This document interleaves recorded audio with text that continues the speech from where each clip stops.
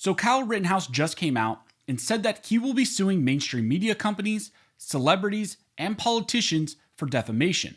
So let's talk about this. But real quick before we jump into this video, if you believe in your right to keep and bear arms and your right to self-defense, go ahead and hit that like button and subscribe. Also, I want to thank Axel for sponsoring this video. Axel actually has these really cool ear pro here.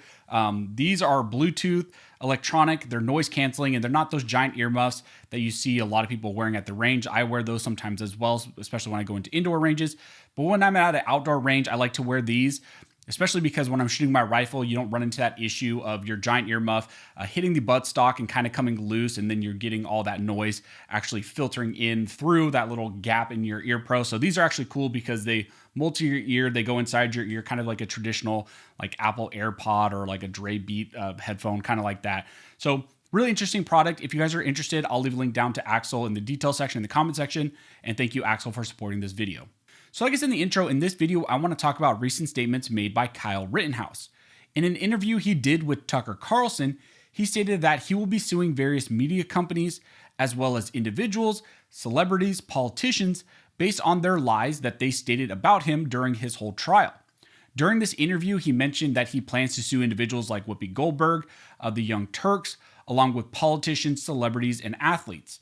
He claimed that the lawsuits will be filed on the basis of the false claims and assertions made about him by various individuals, including many who still call him a murderer, even after he's had a not guilty verdict. Also, he will be targeting those who claim that he is a supremacist, a racist, and those were statements made during and after his trial. So he will be suing various individuals for statements that were made during the trial and even after the trial, including people who are still claiming him to be a murderer, even though he actually had a not guilty verdict issued in his favor. So again, clearly false statements. You can't claim that someone's a murderer if a jury and a jury of their peers actually found them not to be guilty. To make statements to the contrary is actually factually incorrect. Kyle stated during this interview that we are going to hold everybody who lied about me accountable. They're going to be held accountable and we're going to handle them in the courtroom. So let's talk about what lawsuits Kyle can bring against these various individuals, these celebrities, news outlets, as well as politicians who made all these false statements against him. So first, let me set the groundwork on what defamation claims would actually be based on and what are the legal standards for him to win and be successful in his defamation claim. Really, the basis of his defamation claim would be against various media sources, celebrities, and politicians, and they would revolve around the factually incorrect statements that they made about Kyle being a racist as well as a murderer. A defamation claim is a civil liability lawsuit. Defamation is a statement that injures a third party's reputation.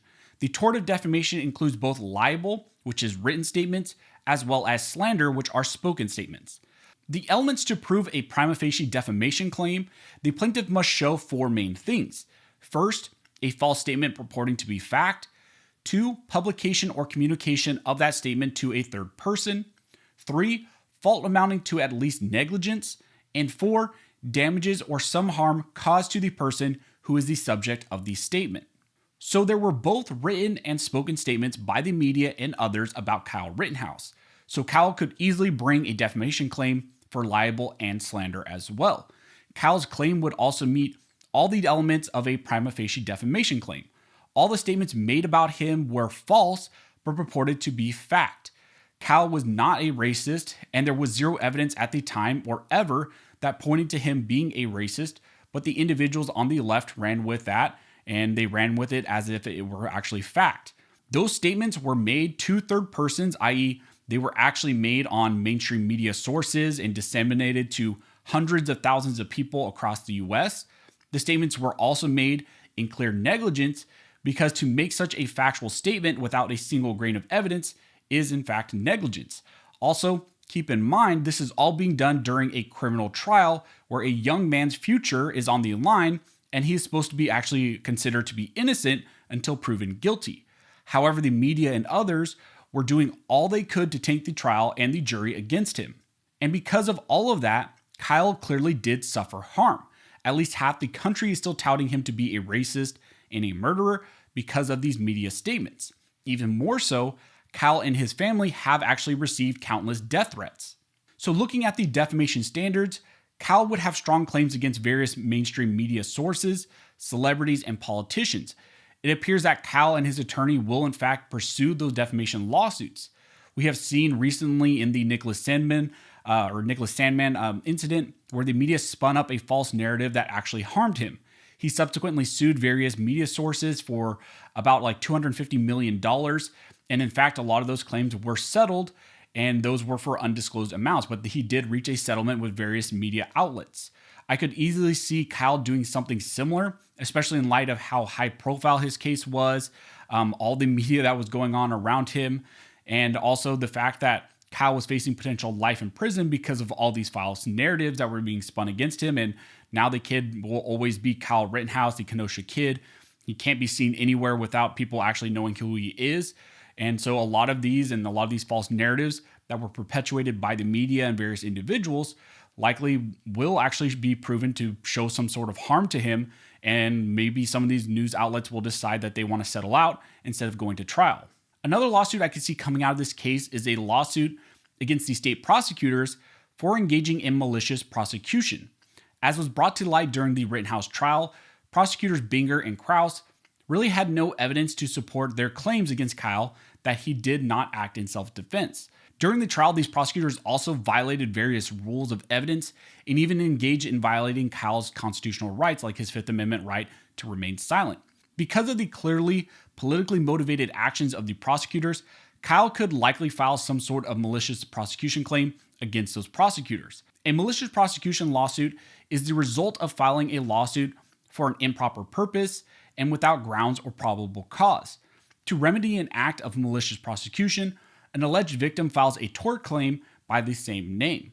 So to file this lawsuit, Kyle would allege that the state prosecutors filed a lawsuit for an improper purpose, i.e., that it was purely politically motivated and that there was no grounds or evidence to support the lawsuit against him or to support trying to put him in prison for the rest of his life. The fact could be pointed to by the jury finding Kyle not guilty. Beyond just the malicious prosecution claims, Krause and Binger may also face disbarment and disciplinary actions because of all the misconduct they engaged in during the trial, which thousands of people watched unfold. There were multiple times during the trial that the prosecutors clearly violated Kyle's constitutional rights. Because of that, they should, in my opinion, also be held accountable.